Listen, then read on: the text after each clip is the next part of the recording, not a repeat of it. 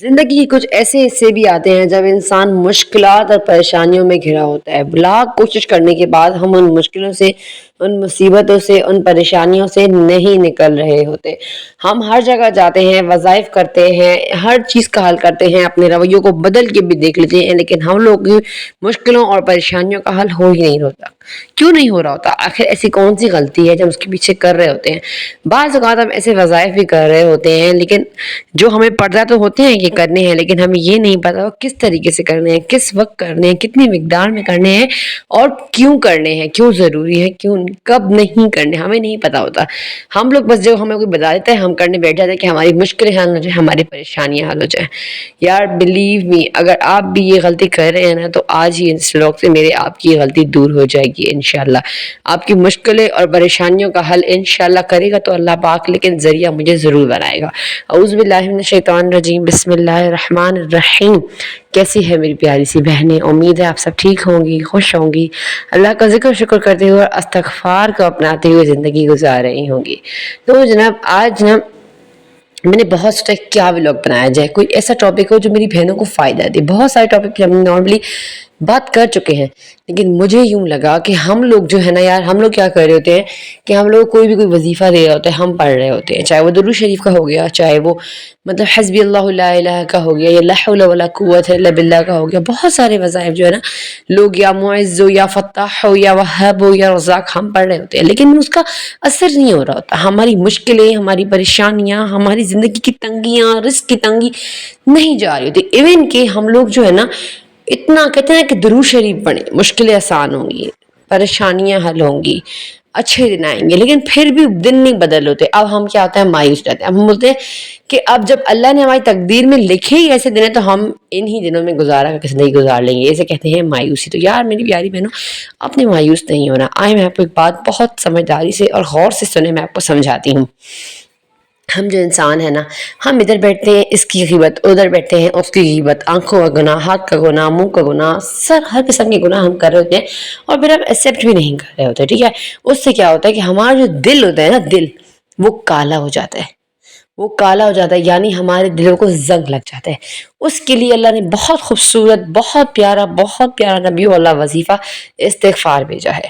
اب آپ لوگ پوچھیں گے ہم استغفار آخر کیوں پڑھیں، ہمیں تو کوئی وظیفہ بھی نا فائدہ نہیں دے رہا. تو دیکھیں میری بات سنیں، جب کسی چیز کے پاس زنگ لگ جاتا ہے تو اسے ہم رگڑتے ہیں، صاف کرتے ہیں، تو پھر وہ جا کے زنگ ہٹتا ہے نا. لیکن وہ چیز بہت حد تک پھر بھی ویسی نہیں رہتی جیسی ہوتی ہے. لیکن میرے اللہ نے استغفار ایسا دیا ہے نا کہ میرے اللہ نے کہا ہے کہ تم زمین سے آسمان تک گناہ لاؤ میں تمہیں معاف کر دوں گا، سمندر کی چھاگ کے برابر گناہ لاؤ میں تمہیں معاف کر دوں گا. لیکن کس صورت میں، کیسے، یہ کیسے ممکن ہوگا؟ دیکھیں، اگر ایک آپ مثال لگ دیں، ایک میلا کپڑا ہے، آپ نے ایک میلا سوٹ پہنا ہوا ہے، اب آپ اس میلے سوٹ کے اوپر جو ہے نا خوشبوئیں لگا رہی ہیں، بہت کچھ کر رہی ہیں، فل تیار ہو گئی ہیں آپ، لیکن آپ اچھی نہیں لگیں گی، آپ سے وہی گندی بدبو آ رہی ہوگی. وہ سوٹ میلا میلا ہی رہے گا. پہلے تو آپ سرف صابن لے کے اسے دھوئیں گی، اس کے بعد جب وہ صاف ہوگا پھر آپ اسے پہنیں گی تو مطلب آپ وہ سوٹ صاف کہلائے گا اور وہ صاف ہوگا. اسی طریقے سے جو استغفار ہے نا، یہ بھی صرف اور صابن کا کام کرتا ہے ہمارے لیے، ہمارے دل کے لیے. جب ہم بہت سارے وظیفے کر رہے ہوتے ہیں، جیسے آپ کو میں نے بتا دیا حسبی اللہ کے، لا الہ الا اللہ کے بہت سارے وظائف موجود ہیں، ہم کر رہے تھے، وہ اثر نہیں کر رہے ہوتے ہماری زندگی پہ. ہماری مشکلیں پریشانیاں کم نہیں ہو رہی ہوتی، صرف اسی لیے کہ ہمارا اللہ ہی ہم سے ناراض ہے. ہمارا دل جو ہے نا اسے زنگ لگ چکا ہے، وہ کالا ہو چکا ہے برائیاں کر کر کے. اب ہم اس کالے ہوئے دل پہ، وہ جو ہم نے نام اعمال اپنا بنایا ہوا ہے خراب، اللہ ہم سے ناراض ہے. اب ہم بہت کچھ بھی کریں، جیسے ہم میلے جوڑ پہ بہت خوشبوئیں لگائیں، اسے بہت سارے، لیکن وہ میلا رہے گا. اسی طریقے سے جب آپ استغفار کرنا شروع کرتے ہیں نا تو آہستہ آہستہ آپ کے دل کی جو میل ہوتی ہے نا وہ ہٹنی شروع ہو جاتی ہے، اور جو ہے نا آپ کا دل صاف ہونا شروع ہو جاتا ہے، اور آپ کا نام اعمال صاف ہونا شروع ہو جاتا ہے. جو اپنے گناہ کیے ہوتے ہیں وہ معاف ہونے شروع ہو جاتے ہیں. یہاں پہ شیطان آ کے دل میں ڈالتا ہے کہ تم نے جو اتنے گناہ کیے ہیں، کیا فائدہ ایک استغفار ہے، تمہیں کون سی معافی ملنے والی، چھوڑو استغفار کو، چلو پھر سے وہی گناہ کریں. لیکن نہیں، آپ یہی سوچیں کہ اللہ تعالیٰ نے اگر آپ کو استغفار کی دی ہے نا، اتنی نوعیت کہ آپ استغفار کر سکتے ہیں زندگی میں، تو یقین کریں اللہ آپ سے محبت کرتا ہے، اللہ کو آپ کی توبہ پسند ہے. تو آپ نے کیا کرنا ہے کہ آپ نے فرسٹ وظیفہ ہونا چاہیے آپ کا استغفار ہونا چاہیے. اس کے بعد ابھی سمجھ لیں آپ ایک خوبصورت صاف کپڑے کی طرح ہیں. اب آپ اس کے اوپر خوشبو لگائیں, اب آپ تیار ہوں, آپ کتنی پیاری لگیں گی. اور آپ مطلب ایک وہ کپڑا صاف ہوگا, وہ کپڑا خوشبودار ہوگا, اور گندے پہ آپ جتنی پرفیوم لگائی تھی تو وہ مزید بدبودار ہوتا چلا جاتا ہے. اسی طریقے سے ہمارا ایمان بھی ہوتا ہے, ٹھیک ہے.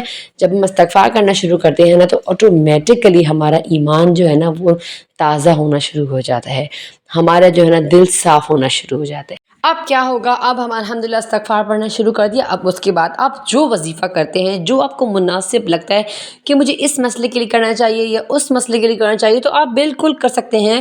لیکن سب سے بیسٹ وظیفہ اگر میں آپ کو بتاؤں نا تو وہ لا الہ الا اللہ محمد رسول اللہ کا وظیفہ بھی ہے. یہ اتنا بھاری کلمہ ہے نا کہ یہ بھی میں نے سنا ہے کہ جب آپ مطلب ترازو میں زمین اور آسمان رکھ دیں ایک طرف, اور ایک طرف پہ لا الہ الا اللہ محمد رسول اللہ رکھ دیں, تو وہ ترازو بھارا ہوگا. تو اسی لیے نا اس کو اللہ تعالیٰ نے بہت اہمیت دی ہے. یہ وہ کلمات ہیں جو عرش پہ لکھے ہوئے تھے.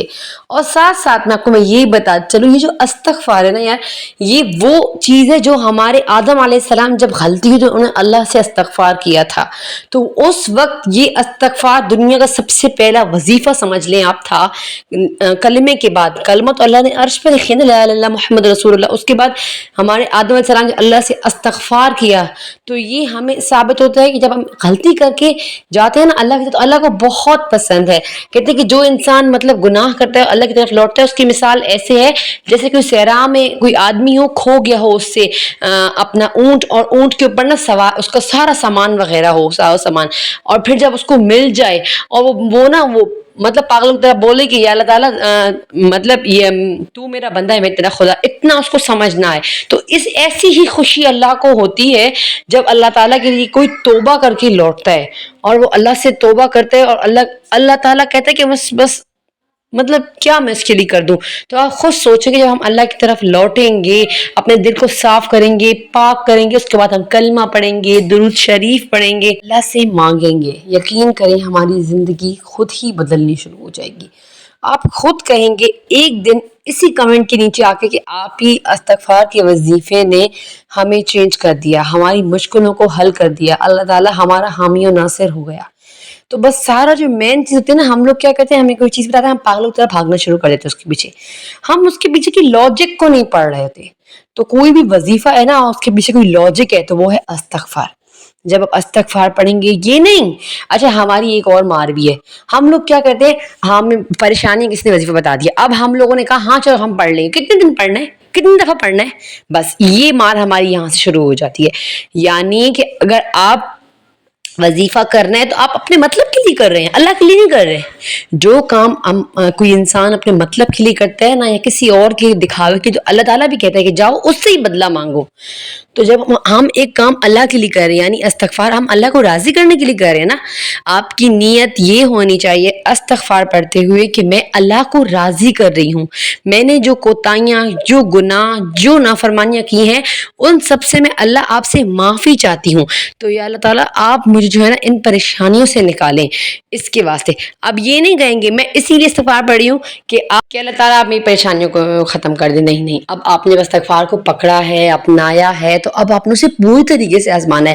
جس طریقے سے ہم لوگ کھانا کھاتے ہیں, بغیر کھانے نہیں سو سکتے نا, جس طریقے سے ہم زندگی گزار رہے ہیں, زندگی کے روز کے معمولات کرتے ہیں, تو اسی طریقے سے آپ نے استغفار کو اپنے روز کے معمولات میں لے کر آنا ہے.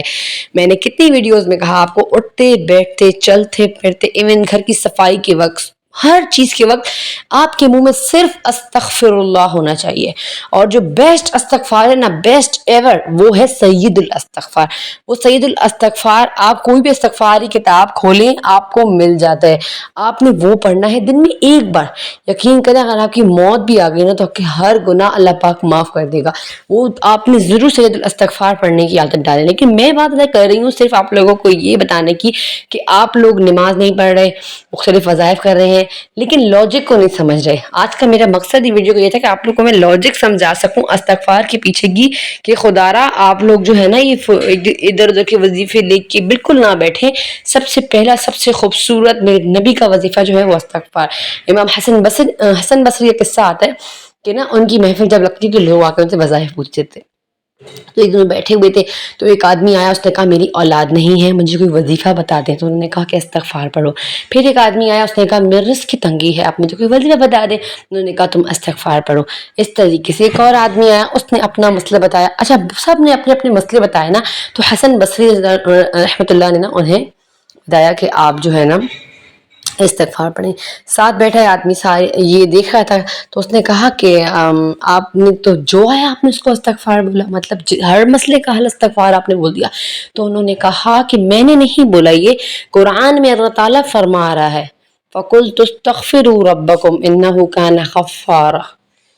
اللہ تعالیٰ خود ہی، یہ سورہ نوح کی آیات ہیں، اللہ فرما رہے ہیں کہ تم استغفار کرو اور اپنے اللہ سے معافی مانگو، مغفرت طلب کرو، تو اللہ تعالیٰ تمہیں نعمتیں دے گا. یعنی اللہ نے نہروں کا وعدہ کیا، اولاد کا وعدہ کیا، مال کا وعدہ کیا، بارش کا وعدہ دی.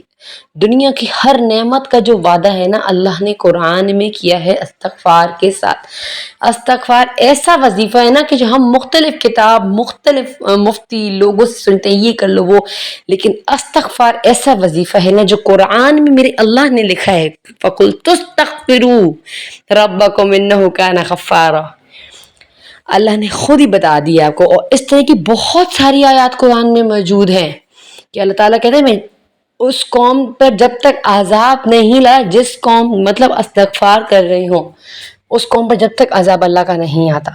عذاب کیا ہے؟ عذاب یہی تو ہے، رزق کی تنگی، لڑائیاں جھگڑے، پریشانیاں، نافرمان اولاد، اولاد کا اچھے رشتے نہ آنا، بے اولادی، یہ سب دنیا کی یہ پریشانیاں ہیں. تو ان کا حل جو ہے نا میرے اللہ نے استغفار پہ رکھ دیا. لیکن ادھر بھی ایک پوائنٹ ہے یار کہ آپ نے فل اللہ پر یقین کے ساتھ استغفار کرنا ہے.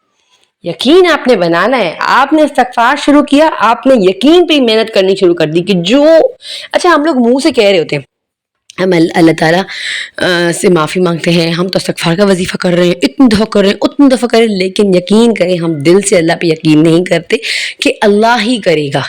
ہم لوگ کا یقین کرے گا. آپ میری بات کو مانے نا تو آپ کو سمجھ جائے گا کہ یقین کتنی خوبصورت چیز ہے. یقین وہ چیز ہے جیسے کہ ہم نے قرآن میں لکھا ہوا ہے نا کہ یہ بات ہے تو ہم بولیں گے کہ ہاں ہے، اس میں اب اگر اور مگر نہیں ہے. اس طریقے سے یقین ہے. جب آپ کا اللہ پر یقین بن گیا نا تو بس اب آپ کو کامیاب ہونے سے کوئی بھی نہیں روک سکتا. ہم لوگ ناکام اسی لیے ہیں کہ ہمیں اللہ پہ یقین نہیں ہے. ہم ایک کے آگے روتے ہیں، دوسرے کے آگے روتے ہیں، وہ ہمیں وظیفہ بتا دیتا ہے، ہم اپنے اللہ پہ یقین ہی نہیں کرتے.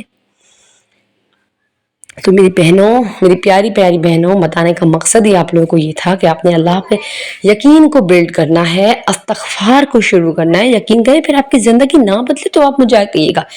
انشاءاللہ آپ اسی کمنٹ باکس میں آ کے ایک دن کہہ رہی ہوں گی کہ آپ بھی ہماری زندگی بدل گئی ہے. اس بات کو یقین، اگر میں یہ نہیں کہوں گی آپ لوگ مطلب غور سے سنیں، اس بات کو سمجھیں، بلکہ 2-3 بیان بھی سنیں آپ یقین پر، اللہ پر یقین پر بیان سنیں. آپ موٹیویٹ ہوں گے، آپ کو یقین آئے گا. اور پھر جب استغفار آپ پڑھیں گے، یقین کریں آپ کی ہر منہ سے نکلی ہوئی دعا اللہ پاک قبول کرے گا. اللہ ویسے بھی قبول کرتا ہے. میرے اللہ کو ہماری عبادت کی ضرورت نہیں ہے، لیکن میرے اللہ تعالیٰ صرف خلوص دیکھنا چاہتا ہے. اللہ کو اس کو کیا ضرورت ہماری عبادت کی؟ اس کے تو فرشتے عبادت کر رہے ہیں، لیکن اللہ کو پسند ہے ہماری عبادت. آپ خود سوچیں، میرے اللہ کو جب جس مخلوق کی عبادت پسند ہے تو پھر اللہ اس کو کیا بدلہ دے گا. تو چلے لیتی ہوں آپ سے اجازت، اس امید کے ساتھ کہ آپ کو ولاگ پسند آیا ہوگا. ایز یوزول آپ لوگوں نے ولاگ کو زیادہ سے زیادہ شیئر کرنا ہے، کیونکہ استغفار کا ولاگ تھا اور بہت ساری بہنیں استغفار کی طرف آئیں گی، نماز کی طرف، اللہ سے یقین کی طرف، اور اس کا ثواب مجھے بھی ملے گا، آپ کو بھی ملے گا. تو چلے لیتی ہوں آپ سے اجازت. رکھیے گا مجھے اپنی دعاؤں میں یاد، اور میں بھی آپ سب کے لیے بہت دعا کرتی ہوں. چھوٹی سی دعا کرنا چاہوں گی کہ یا اللہ پاک میری ساری بہنوں کے مسئلے حل فرما. یا اللہ ہم سب کی توبہ کو قبول فرما. یا اللہ ہمارے یقین کو مضبوط کر دے. یا اللہ ہمارے گناہوں کو معاف کر دے. السلام علیکم ورحمۃ اللہ.